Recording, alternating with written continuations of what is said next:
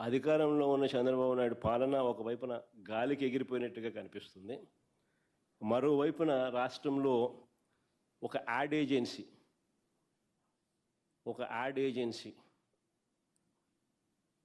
నడిపిస్తా అన్నట్టుగా రాష్ట్రం నడుస్తూ ఉంది. మాటలు చూస్తే ఏమో కోటలు దాటుతూ ఉన్నాయి, పర్ఫార్మెన్స్ చూస్తే ఏమో వీక్.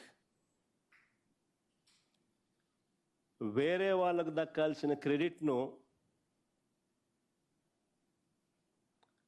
తానే చోరీ చేయడంలో మాత్రం చంద్రబాబు పీక్. పర్ఫార్మెన్స్ ఏమో వీక్, వేరే వాళ్ళకు దక్కాల్సిన క్రెడిట్ తానే చోరీ చేయడంలో మాత్రం చంద్రబాబు పీక్. రాష్ట్రం ఇవాళ ఒక యాడ్ ఏజెన్సీ మాదిరిగా నడుస్తూ ఉంది.